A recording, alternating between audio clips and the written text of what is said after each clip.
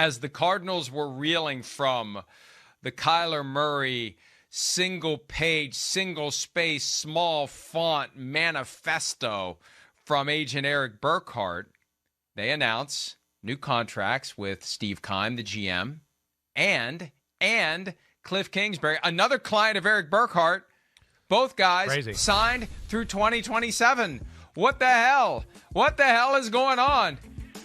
There's Erik Burkhardt congratulating his client on a well-earned contract extension, leveraged by Erik Burkhardt because, look, Burkhardt's got the Cardinals in a great spot.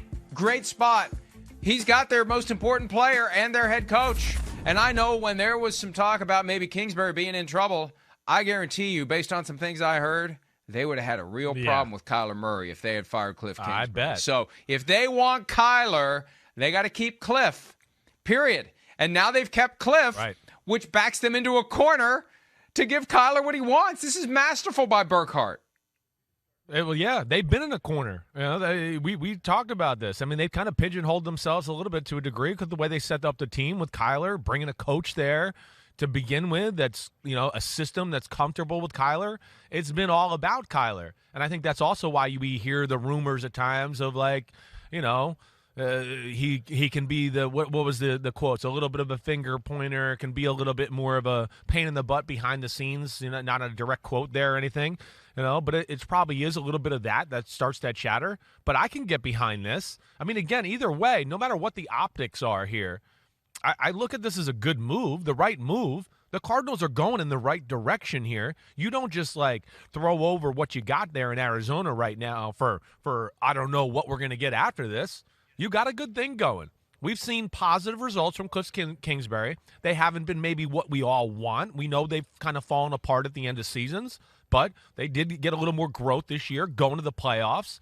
You know, they got some talent on the team. So, you know, here in this age where there's overreaction and owners want more, I'll give Bidwell credit here in the fact that to recognize that, hey, we got something here, and let's not abandon ship, and let's keep building. And he obviously likes what he sees from Kliff Kingsbury, and we know Murray's got talent, and Keim's reinfused that team with talent across the board the last 2 or 3 years. So I'm all for it. I think it makes a lot of sense.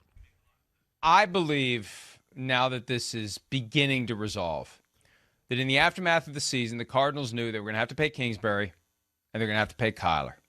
And they weren't happy with the way the season ended. Who would have been? It was an abysmal ending. 10-2 start, fell apart down the stretch, got their asses kicked by the LA Rams. In prime time on Monday night, Kyler Murray had that ridiculous Carson Wentz-ish throw from the end zone. So somebody with the Cardinals decided, we're going to try to squeeze these guys to take less money because they sucked down the stretch. They just did. So we're going to try to get them to take less money. And one of the ways to do it is we're going to start chirping a little bit to the media. Michael Bidwell's livid about the way the season ended, and Kliff Kingsbury hasn't even spoken to him yet. That's the Kliff side of it. And I believe the other side, when we talked about this, trying to make sense of why Chris Mortensen would have gone public with this notion that sources say that Kyler Murray is self-centered, finger-pointing, and immature. And he's only going to do it if it's coming from the top of the organization. And I think Bidwell was putting it out there. I think this was their effort to try to get these guys to want less money, and it blew up in their faces. And they realized, we better back off here. Because I think Burkhardt got involved and said, hey, guys, if you mess around with this, you're going to lose both of them. You're going to lose Kyler. Kyler's going to want out. So knock it off. Knock it off now. If you value having these guys around, or if you want to go back to having a crap team like you did before Kyler got here, that's your prerogative. Right. But yeah, I think that Burkhardt successfully shouted down whatever game the Cardinals were trying to play, and the Kingsbury contract is the first step. And there's another reason why it's a good move. You're getting ready to start free agency. Now you don't have a lame duck coach. Now you got a guy that's signed through 2027, so you can go out and recruit people to make your team better. Yeah, exactly right. And, you know, and again, you got the quarterback too. He's talented enough that people are going to want to go there. I mean, that, you know, just not to say it's like Josh Allen or Joe Burrow or Mahomes or Brady. I know it's not to that type of status yet, but you know, again, like, you know, it's still a quarterback that we know is a difference maker and can do things on his own that are special outside the realm of the playbook and everything there, Mike. And, you know, you bring up an interesting point. I don't think I totally disagree with you there. You know, it does seem like it was a little bit of a smear campaign by somebody high up in the Cardinals organization to either back them down for less money, or to maybe make them, like, for lack of a better way to say it, chicken to even ask for the new contract. Like, oh, the owner's not happy. We didn't really end that well. Man, that's, pretty egotistical of me to ask for more money with the way it ended. I think that's what it seems like, or if I had to guess what Bidwell was trying to do, or somebody high up in the organization. And you're right, it backfired. It totally backfired. And the fact where, Murray got mad, and come on, he's got a backing of the fan base there. He is the star, the lead gem for that football team. And Kliff Kingsbury, you say what you want. He is young.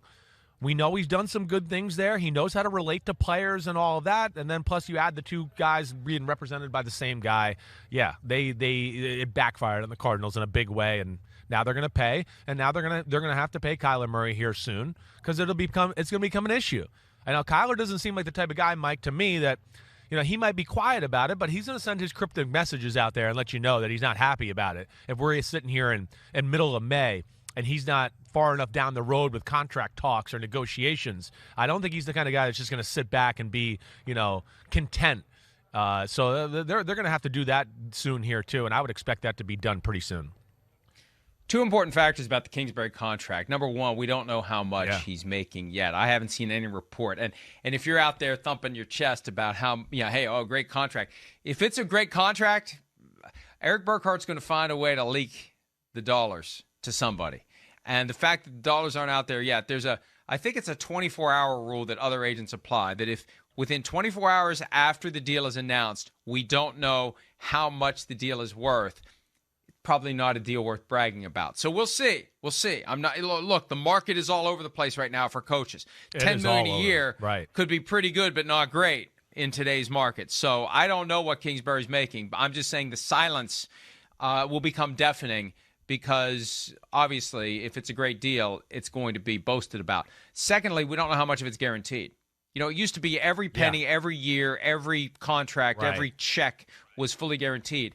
Now you'll have some back-end years that aren't, and maybe these aren't. We just don't know. Until we see the actual details, and we may never see them, we won't know how good of a deal this is. But it seems like a long time. To extend through 2027, that seems like a long time. It does. It tells me that the Cardinals were very interested in creating the impression of stability and sanity in Arizona as they try to compete with the 49ers, the Seahawks, and the Rams. Hi, I'm Mike Tirico, and thanks for watching. Make sure to hit subscribe for the latest news and highlights from NBC Sports.